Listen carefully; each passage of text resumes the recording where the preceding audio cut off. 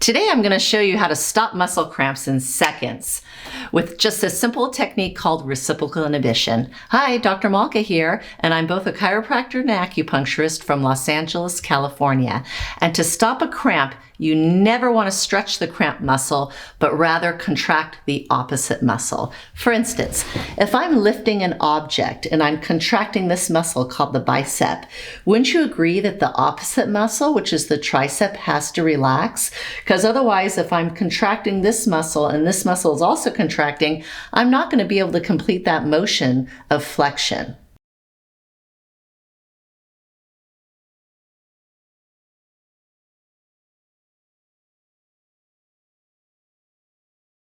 The main cramping issue I get that comes into my office that people tell me about is that muscle cramp in the calf. And oftentimes that happens in the middle of the night and just jars people awake. So how you get rid of that very quickly is, let's say this calf is cramping. You want to point the toe, put the other foot on top, and push up against the foot.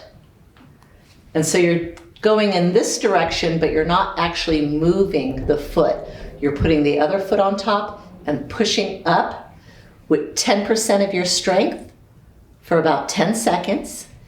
Then you want to relax, keeping that foot pointed.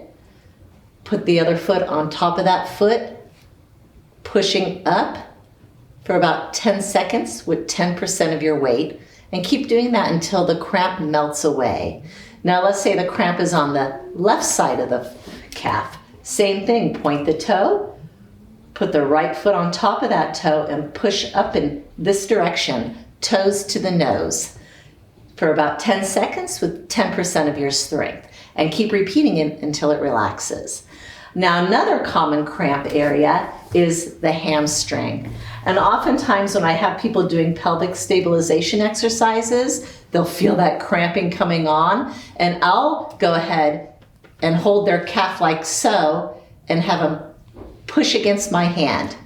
But if you're at home and this happens, again, you want to shorten that muscle, bring the ankle into the buttock, and then hold the shin here, and you're going in this direction without changing the range of motion, pushing for 10 seconds with 10% of your strength.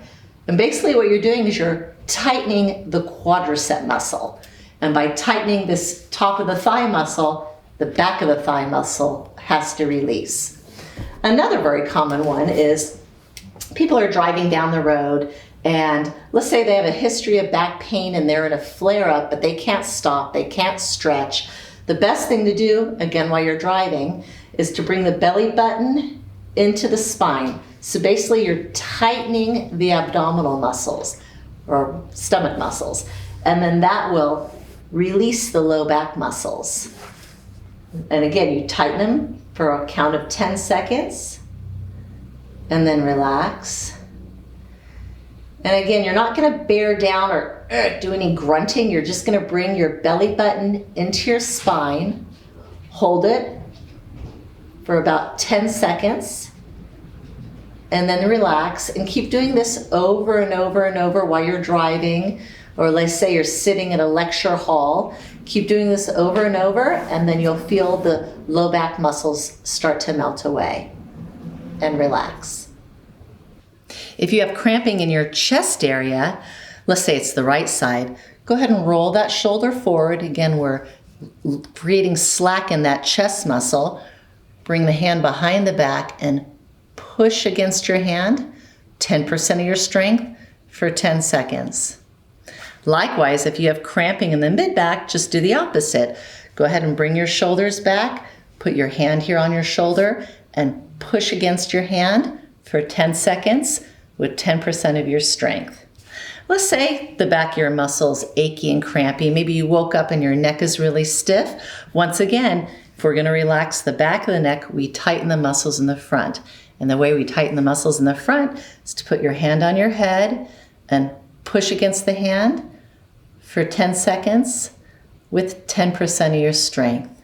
And you can do this all over the body. Sometimes people will have cramp on the palm of their hand. Maybe they're typing a little bit too much or doing too much texting.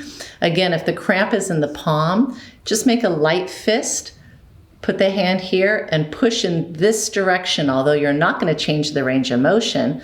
You're just going to push up against your other hand for 10 seconds with 10% of your strength. And this is true with the foot as well. Sometimes people will have cramping in their toes and on the bottom of the foot, that arch cramps. Once again, pretend these are your toes right here. Put your other foot, or you could just use your hand on top of the toes and push up against the hand. Again, not changing the range of motion. You're just going to push the toes up against the hand. Again, for 10 seconds with 10% of your strength. If you like this video and you feel like you got some benefit, go ahead and subscribe and write any comments below. Let's say your cramping is in other areas of your body. If you want to write a question, I'll be happy to address that for you.